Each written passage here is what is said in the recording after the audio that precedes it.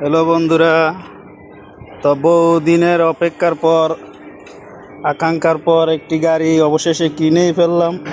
এই যে দেখতে পাচ্ছেন, গাড়ি সব দিক দিয়ে ফিটফাট আছে, নতুন মডেল, বুঝছেন। যে গাড়িটা মেরামত করতে হইব, মেরামত করলে চলবো আর কি। আপাতত মনে করেন একটু প্রবলেম আছে। এই যে দেখছেন, এই যে